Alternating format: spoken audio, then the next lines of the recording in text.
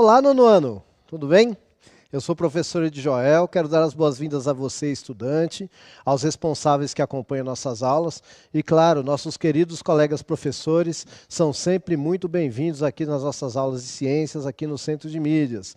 A gente vem falando aí sobre reprodução, né? Falou de reprodução sexuada, reprodução assexuada. Hoje a gente vai começar a discutir essa questão da herança e das características, tá? E para isso, é lógico, se é uma discussão, se é um diálogo, não é um monólogo, então a gente precisa muito da interação. E quando a gente fala de interação, a gente está falando do nosso querido professor Magno. É isso aí, estamos juntos aqui, eu e o Joel, a dupla dinâmica de ciências aí para mais uma aula, começando aqui com vocês, para vocês que estão assistindo aí nas diversas formas de tela, de transmissão. Lembrando também que se você perdeu alguma aula dessa comentada aí pelo professor Ed Joel, você pode acessar aí pelo YouTube ou pelo Facebook, colocando a data da aula, o nome, as palavras-chave, ou então no repositório também do Centro de Mídias de São Paulo. Quero também fazer um lembrete aí de boas-vindas aos professores que estão chegando agora, os que são mais antigos já sabem dessa, na verdade, recomendação que a gente faz. Quando da participação, que é extremamente importante, coloca aí o nome do seu aluno, coloca aí qual é a série dele, nono A, nono B, nono C, coloca o nome da escola dele também e a cidade de onde vocês estão falando, que a gente aqui carinhosamente lê as interações quando possível. Às vezes são muitas, mas a gente pega ali umas respostas e tal, com certeza vai chegar a sua. No mais, boa aula a todos. Isso aí, muito obrigado, professor. Então, antes de eu começar a aula e falar aqui o que a gente tem que falar sobre hoje, lembra que na aula anterior a gente fez aquela experiência com a batata, né, que a gente estava falando sobre reprodução assexuada. Então, eu vou mostrar para vocês, daqueles 6, 5 ainda estão mais ou menos, aliás, 4 ainda estão mais ou menos ali no caminho, né? E eu tenho 2 que já estão brotando aqui, eu vou mostrar aqui para vocês, tá bom? Ó, vou levantar aqui. Isso. Vocês conseguem ver aqui, ó, tem um brotinho aqui, ó, que bonitinho. Aqui, ó, fazer assim, pronto. Espera aí que eu vou pegar o outro, que tem o irmão gêmeo dele aqui, ó. Aqui, deixa eu virar aqui para vocês. Aqui, ó, tem um carinha aqui, tá vendo? Então, ó, tá brotando, hein? Eu falei que eu ia trazer para vocês toda a aula, né, para ver como é que tava ficando. Então tá aí. Promessa feita, promessa cumprida. É isso aí. E agora, vamos então para a aula de hoje. Vamos ver o objetivo da aula de hoje aí? Vamos ver, ó, estudar a hereditariedade e as noções evolucionistas, discutindo as ideias de Mendel sobre fatores hereditários, gametas, segregação e fecundação na transmissão de características hereditárias em diferentes organismos. Entender os passos básicos da metodologia científica. Muito bem, por que são esses objetivos aí? Porque esses objetivos estão lá, ó, no material de vocês aprender sempre, na página 130, 131 e 132. Então a gente está seguindo o material aprender sempre, tá? E aí para você acompanhar essa aula, é bom você identificar essa aula em seu caderno com data e título. E lembrando que para a gente ir bem nessa aula aqui, você deve utilizar o material aprender sempre, refletir sobre o que está sendo discutido aqui, resolver as atividades, interagir com a gente no chat e, é claro, também interagir com o seu professor aí na escola. Tudo bem? Bom, eu falei que hoje a gente vai falar um pouquinho aí sobre o Gregor Mendel, né? A gente vai tentar discutir aí algumas ideias que o Gregor Mendel trouxe e que contribuiu muito, inclusive explicou coisas, a gente vai ver em outras aulas aí que outros cientistas não conseguiram explicar com extrema maestria. Então, para começar essa aula, eu quero saber se você sabe alguma coisa sobre o Gregor Mendel. Coloca aí no chat, né? Passa para o seu professor aí para ele colocar para a gente. Quem foi o Gregor Mendel? Tá? Eu vou dar 2 minutinhos para você.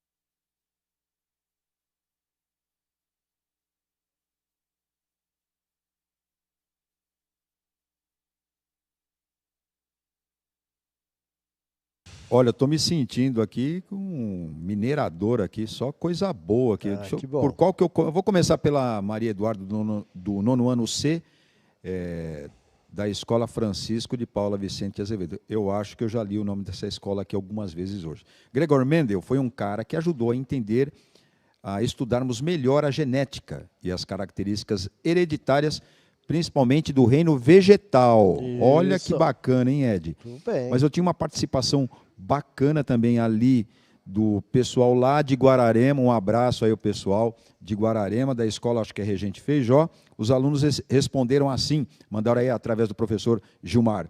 Gregor Mendel foi um monge agostiniano, bastante conhecido por seus trabalhos envolvendo ervilhas, considerado o pai da genética, pois descobriu várias coisas relativas à hereditariedade, e por isso mesmo é conhecido aí como o pioneiro da hereditariedade, colocado aqui pela professora Solange, que está conosco desde manhã também, né, professora? E também o pai da genética. Quem escreveu o pai da genética foi a Asli. Eu acho que é isso, então, Asli, pai da genética. Então o monge é o pai da criança? Muito aqui, bem. Pai da genética, aqui que tem um monte. Tem a Maria Vitor também, que colocou o pai da genética. Olha, muito bem, parabéns a todos. Então é isso, né? O Gregor Mendel, ele era austríaco, né, se não me engano, ou daquela região ali. E ele sim, ele era um monge agostiniano, tá? Que era de uma ordem da igreja, né? E ele tentou ser professor de ciências algumas vezes e, por incrível que pareça, ele foi reprovado na biologia. Mas ele era um excelente matemático, tá? Então, tanto é que depois ele foi ser o administrador lá do monastério e se deu muito bem, só que acabou deixando a ciência um pouco de lado. Mas ele fez um trabalho que durou aí 8 anos, né, pesquisando ervilhas, e aí ele plantava ervilha, aí colhia ervilha, aí fazia cruzamento com ervilha, e ele chegou a alguns dados bem interessantes com relação a isso. O Edjoel, é verdade que ele era meteorologista também ou não? Então, meteorologista, eu não sei. Eu sei que assim, ele estudou para ser professor de ciências, né? E chegou a dar aulas. Mas depois houve uma mudança na legislação e ele precisou fazer uma prova para continuar tendo a licença para dar aula, e eu sei que ele teve sérios problemas com a biologia. Olha só que irônico, né? Porém, eu sei que essa parte de exatas pode até ser, porque a meteorologia ela trabalha muito, né? Muitos números, muitas estatísticas. E ele, até onde se sabe, ele era um ótimo estatístico, ele era um ótimo matemático. Tanto é que por isso que ele chegou aí, hoje é considerado o pai da genética, porque a genética é a parte mais exata que tem na ciência chamada biologia. É a parte que usa mais matemática, é a genética. E o Mendel foi o cara que teve sucesso. Muitos tentaram, mas ele foi quem teve sucesso. Então tem uma fotozinha dele aí, né? E tá ele com seus trajes devidos de monge, tá? Mas ele era um monge também, um excelente cientista. Tá bom? Existe uma outra questão aí, tá, do trabalho dele, que não foi na época dele mesmo, não foi reconhecido, só depois da morte dele que foi. E aí a gente teria que aprofundar muito, tá? Mas é realmente fascinante a história dele, viu? Bom, então vamos lembrar. Primeiro a gente tem que entender o seguinte, que quando a gente vai fazer um trabalho científico, primeiro a gente observa um fenômeno, e aí a gente elabora um problema a partir desse fenômeno, e aí a gente formula uma hipótese para tentar explicar esse fenômeno. Pois bem, o Gregor Mendel, ele observou o quê? Ele observou que as ervilhas, elas poderiam ser amarelas ou verdes, que os pés das ervilhas poderiam ser altos ou baixos, né? Também que as ervilhas poderiam ser enrugadas ou lisas. Então, tem até a fotinho aí de uma plantação de ervilha aí para vocês verem. E aí, a partir disso, ele observou, ele falou, poxa, tem tanta gente discutindo como é que se adquire essas características, eu vou formular a minha hipótese. E aí ele formulou a hipótese, né, que parte deveria vir da planta mãe, parte da planta pai, etc. e tal. E aí ele bolou um sistema para testar essa hipótese. Tá bom? E como que ele fez? Vamos ver aí. Então ele pegou aí, ó, para testar a hipótese dele, ele pegou as ervilhazinhas, né, que bonitinha. E aí, ó, bom, a primeira coisa que ele fez, o experimento, ele pegou somente pés de ervilhas que davam ervilhas verdes, até elas não darem ervilha de nenhuma outra cor, só verde, certo? E também pegou ervilhas que só davam ervilha amarela. E aí, então ele separou, né, depois de algumas gerações, falou, bom, essas aqui são puras verdes e essas são puras amarelas. Por quê? Sempre que eu cruzo a verde com a verde, só dá verde. Sempre que eu cruzo a amarela com a amarela, só dá amarela. Então essas ele chamou de puras. E assim ele começou o experimento dele. A segunda etapa foi o quê? Cruzar a verde com a amarela. E aí ele observou o seguinte, que quando ele cruzou a verde pura com a amarela pura, que ele vai chamar de F1 ou filial 1, todas nasceram amarelas. Mas ele falou, apesar de essas serem amarelas, eu sei que elas carregam alguma coisa da verde, então eu vou chamá-las de híbridas. Então elas eram as híbridas amarelas, porque apesar de serem amarelas, ele acreditava que elas carregavam alguma coisa da verde. E aí qual era o outro passo? Primeiro que isso já é meio surpreendente, porque a ideia era que nascesse metade verde e metade amarela. Entretanto, nasceram todas amarelas. E aí qual era o terceiro passo? Cruzar as híbridas. Então ele cruzou híbrida com híbrida. E o que aconteceu? Ele percebeu essa proporção. Tá? Sempre, para cada 3 ervilhas amarelas, nascia uma verde. Tá? É uma proporção de 3 para 1 aí, né? E aí, como explicar isso? Tá bom? Então, assim, esse é o grande problema, porque ele estava testando aquela hipótese, né? De que vem da planta mãe, tal, vem as características. Mas, aí é que entra o conhecimento dele de estatística e de matemática, que talvez os outros não tenham conseguido trazer à tona. Tá bom? Bom, primeiro a gente tem que entender o seguinte, antes da gente voltar a isso aí, eu vou explicar para vocês o que são os 2 tipos de divisão celular que a gente tem, por exemplo, no nosso corpo. Posso pegar até meu corpo como exemplo. Tá? Todas as células do meu corpo, eu falo que elas são diploides, ou 2N. O que isso significa? Que todo ser humano tem 23 pares de cromossomos na sua célula, ou seja, 46 cromossomos. Tá bom? Então isso quer dizer 2N. São 23 em pares. Né? Por que 2N? Porque esse número pode variar de espécie para espécie. Por exemplo, a batata. A batata vai ter 90 cromossomos. Tá bom? Então, só para vocês entenderem. Mas vamos nos ater a nós neste momento. Então, vamos lá. 23 pares de cromossomos ou 46. Quando acontece uma mitose, ó, tá aí, 2N. Certo? Quando acontece uma mitose, ó, então vamos lá. Esse risquinho escuro está representando a herança que vem do pai. Tá ali dentro do núcleo da célula. O risquinho vermelho está representando a herança genética que vem da mãe. Na célula do meu corpo, eu tenho metade dos cromossomos eu herdei do meu pai e metade da minha mãe. Tá ok? Quando as células do meu corpo se dividem, elas vão fazer as células da mesma forma.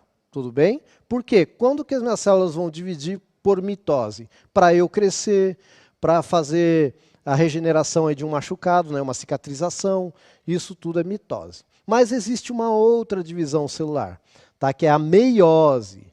Tudo bem? Olha só a meiose, como é que funciona. Ó, então eu tenho uma célula 2N, de novo, né, que vai gerar 2 células 2N, que vão gerar 4 células N. Que células N são essas, professor? Da onde veio isso? Você está vendo que tem parte que veio da mãe, parte que veio do pai? Isso aí são os gametas. No meu caso, que sou homem, seria o espermatozoide. Se fosse uma mulher, seria um óvulo. Olha quanta variedade só uma célula minha pode gerar de espermatozoide, por exemplo. Tá? Na planta é mais ou menos assim que acontece também. Tem plantas que vai ser um pouquinho mais complexo, mas para entender o sistema, eu acho que esse sistema tá bom. Então ali, ó, tá rolando o quê? Um sorteio da natureza. Algumas características que eu não tenho no meu corpo, mas que meu pai tinha, pode passar para o meu filho, tá? Nesse sistema aí. Aí vai depender o seguinte, o que o Mendel percebeu a partir daquelas ervilhas amarelas ali? Que você herda material genético do pai e da mãe. E um pode se sobressair a outro, mas o outro não deixa de existir por causa disso. Aí que vem aquela história de ser dominante ou ser recessivo. Tá bom? Vamos prosseguir aqui com a informação. Bom, muito bem. Então, ó, parei na meiose. Eu vou fazer uma pergunta e eu vou dar 1 minuto para ver se você entendeu. Tá bom? Então tá aqui, ó. Na divisão da célula, a meiose forma que tipo de célula? Então eu falei sobre 2 divisões celulares. Na meiose, eu vou dar 1 minutinho só para você responder.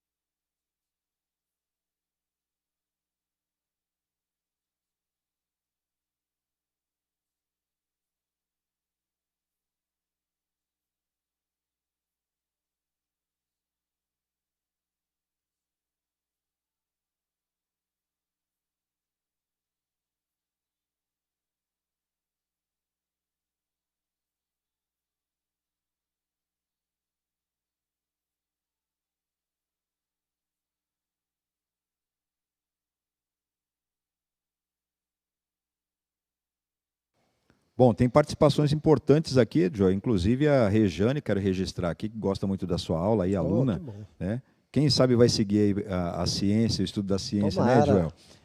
Ao final de uma meiose, temos 4 células com metade do DNA da célula-mãe, originando os gametas, igual células reprodutoras, espermatozoides e óvulos.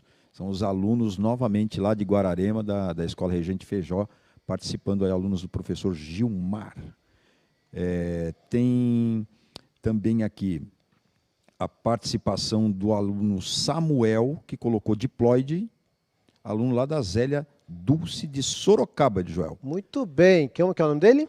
É o Samuel. Ô Samu, legal, só que é haploide nesse caso, tá bom? Ela é formada só por por cromossomo simples, sem par. Então é haploide e aí vai ser mesmo o gameta. É lógico que na planta o gameta vai ter outro nome, tá? Não vai ser espermatozoide e óvulo. Mas tudo bem, o importante é que deu para entender, né? A gente vai ter lá, às vezes vai ter o pólen, que vai ter lá dentro eu vou ter uma aula sobre isso, porque aí a gente tem que especificar com mais detalhes. O importante para a gente hoje é a genética. Eu tenho que ler essa da Giovana aqui, Joel, com a sua licença. Ó. Claro. A meiose é um tipo de divisão celular em que uma célula diploide produz 4 células haploides. Perfeito. Perfeito. Então lembra de meio, né? Meiose. Partiu ao meio o material genético, tá? Ficou só metadinha. Basicamente é isso. Não é tão simples assim, vocês viram que acontece ali umas trocas, umas variações, mas basicamente é isso. Na meiose a célula vai ter só metade do material genético, porque a outra metade vai vir do outro gameta para formar um novo ser. Certo? Bom, então dá uma olhadinha aí que a gente vai começar a explicar isso como aconteceu lá no trabalho do Mendel. Tá? Então o que ele percebeu? Que o amarelo era dominante em relação ao verde. Então isso aqui está representando o cromossomo que a planta herdou, né, das plantas parentais. Tá? Esse aqui é V maiúsculo, esse aqui é V minúsculo. Tá bom? Para a planta ser amarela, basta aparecer um V maiúsculo. Já para a planta ser verde, precisam aparecer os dois Vs minúsculos, tá bom? Eu vou passar aqui o slidezinho. Esse aí é o quadro de Punnett. Tem no seu material um pouquinho diferente, mas bem elaborado. Mas o que você tem que entender? Aqui está representando a mãe, aqui está representando o pai. Certo? E aqui estão representando os gametas que são formados. Tá? Então, o Vzinho é minúsculo, né? Aqui é verde, aqui é verde, e aqui é o amarelo. Tá bom? Bom, este com este, olha lá, minúsculo com maiúsculo, Vzão, Vzinho. Este com este, maiúsculo com minúsculo, Vzão, Vzinho. De novo, isso explica o porquê que todas são amarelas. Tá bom? Por que todas são amarelas? Porque elas carregam pelo menos um V maiúsculo. Então lembra, essa foi a primeira geração. Tá? Mas todas elas carregam o Vzinho do verde. Tá bom? Bom, vamos parar aí a conversa. Porque agora eu quero saber, eu vou dar 1 minuto para você me dizer ali, como é que vai ficar esse quadro de Punnett? Se vai ficar Vzão, Vzinho, Vzinho, Vzinho, Vzinho, Vzinho, Vzão, Vzinho. Coloca aí. Você tem 4 possibilidades aí. 1 minutinho só, senão não dá tempo de eu explicar.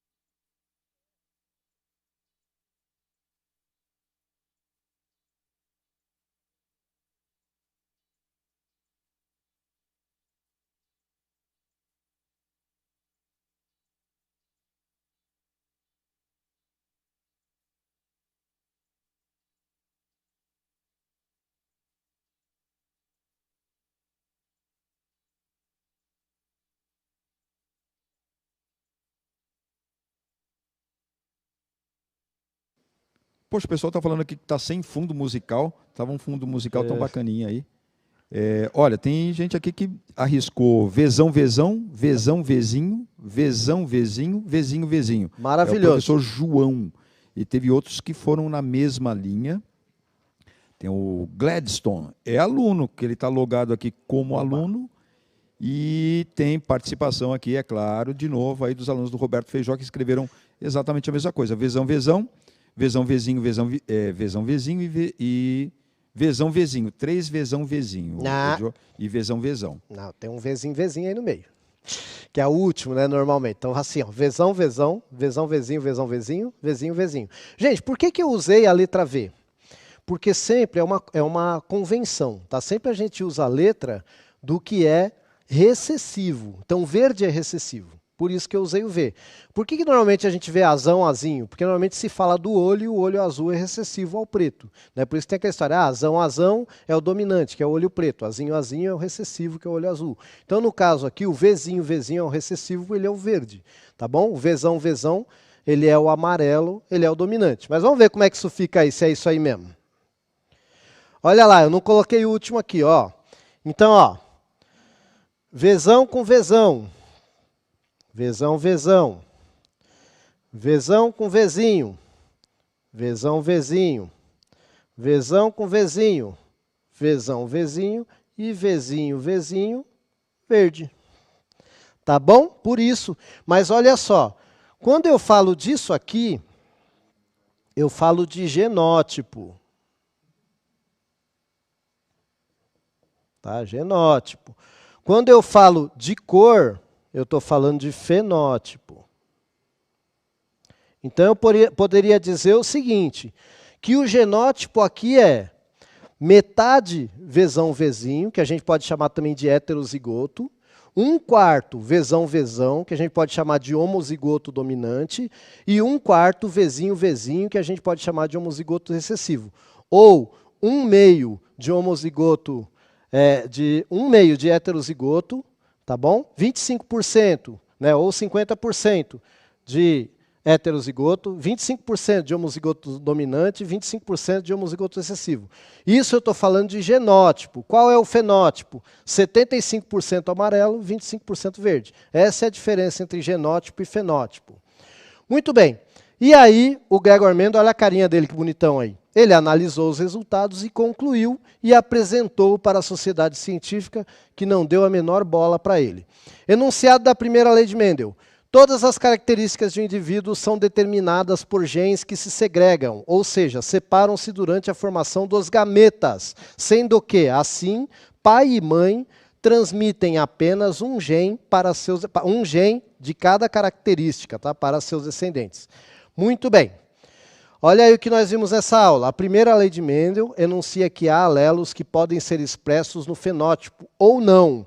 Entretanto, devido à segregação no momento da formação do gameta, poderão ser passados para as próximas gerações.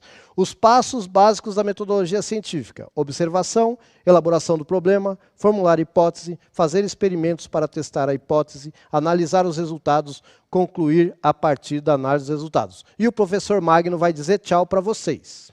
É isso aí, eu vou falar tchau aqui para vocês, mas também não vai embora assim tão rápido. Clica aí nesse link que está aparecendo, que vai aparecer para você aí na tela ou no QR Code, por favor, e avalie a aula, que é importante para a gente ter esse feedback. Até a próxima aula, galera. Valeu!